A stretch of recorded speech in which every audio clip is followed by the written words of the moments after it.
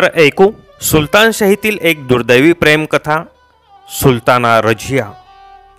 इसवी सन 1206 मध्ये कुतुबुद्दीन ऐबकने दिल्लीत गुलाम घराण्याची स्थापना केली व सुलतानशाहीच्या इतिहासास प्रारंभ झाला। या घराण्यातील दुसरा सुलतान अल्तमशच्या मृत्यूनंतर इसवी सन 1236 मध्ये सुलताना रझियाच्या कारकिर्दीस प्रारंभ झाला।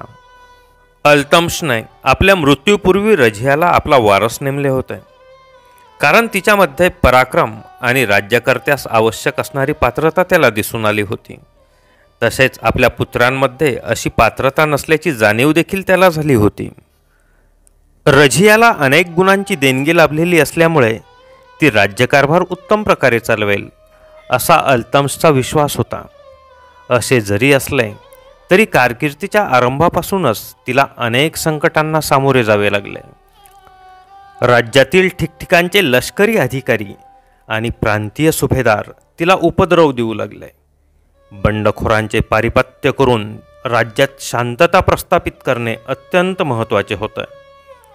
दरबारातील मोठमोठ्या हुद्द्यांच्या जागांवर तिने बदल केले आणि तिच्यावर निष्ठा असणाऱ्या विश्वासू अधिकाऱ्यांची तिने नेमणूक केली। या नवीन अधिकाऱ्यांच्या मदतीने रझियाने राज्यकारभारावरील आपली पकड घट्ट करण्याचा प्रयत्न केला। रझियाची कारकीर्द फारच अल्पजीवी, जेमतेम 4 वर्षांचीच ठरली, पण या अल्पशा काळात तिने राज्यकारभारात काही नवीन गोष्टींचा पायंडा पाडण्याचा प्रयत्न केला। त्यामुळेच तिची कारकीर्द लहानशी जरी असली तरी मध्यमयुगीन इतिहासात ती वैशिष्ट्यपूर्ण ठरली। ती अत्यंत शूर, धाडशी आणि पराक्रमी होती। ती सैन्याचे नेतृत्व करीत असे।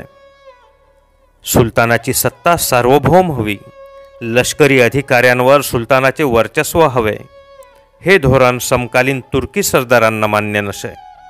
त्यामुळे सुलतान आणि सरदार तसेच सुलतान आणि अमीर उमराव हा बेबनाव वाढतच गेला। रझियाचे वर्तन आणि तिची विचारसरणी तिच्या समकालीन मुसलमानी समाजास मान्य तर नव्हतीच, त्यामुळे असंतोष जास्तच पसरत गेला। तिने सर्व सनातनी रीतिरिवाज झुगारून देऊन आपल्या मर्जीनुसार वागण्यास सुरुवात केली।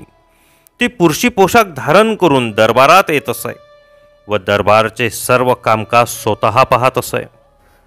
दरबारातील बेशिस्त तिने खपवून तर घेतली नाहीच, बेशिस्त वर्तणूक करणाऱ्यांना कडक शासन केले। अमीरांवरील तिचा वचक वाखाणण्यासारखा होता। मर्दानी पोशाख चढवून घोड्यावर स्वार होऊन युद्धमोहिमांमध्ये ती स्वतः जातीने भाग घेऊ लागली। तिचे अशा प्रकारचे वर्तन सनातनी धर्मपंडितांना मान्य होण्यासारखे नव्हते।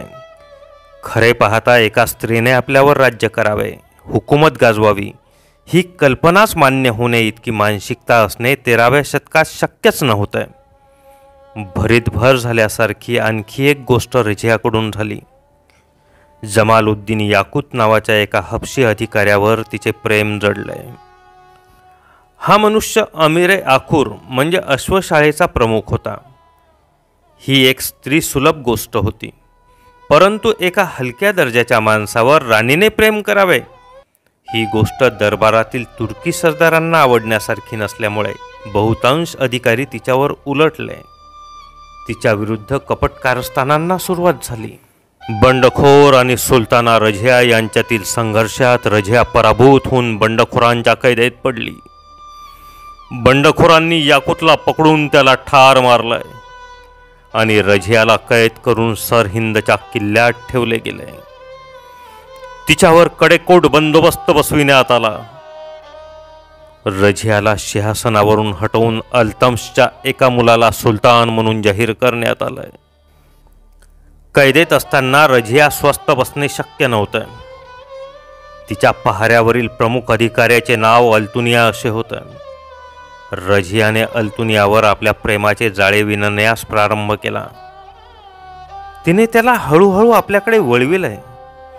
संभाव्य सत्ताप्राप्ती विचारात घेऊन अल्तुनियाने देखील रझियास मदत करण्याचे आश्वासन दिले।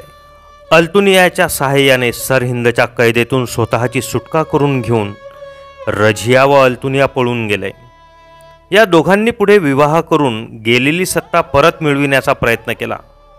1240 मध्ये सत्ताप्राप्तीसाठी झालेल्या युद्धात रझिया पुन्हा पराभूत झाली. तेव्हा रझिया आणि अल्तुनियाला जंगलात पळून जावे लागले. बऱ्याच भटकंतीनंतर पंजाबातील भटिंडा या ठिकाणाकडे जात असताना हे दोघेही लुटारूंकडून मारले गेले आणि एका महत्त्वाकांक्षी जीवनाची अशी शोकांतिका झाली.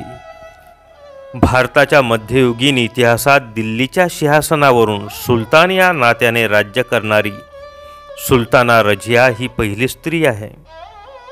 एक खंबीर, महत्त्वाकांक्षी, पराक्रमी आणि साहसी व्यक्तिमत्व जरी तिला लाभले होते तरी तिचे स्त्रीत्व तिला आडवे आले असे म्हणावे लागेल.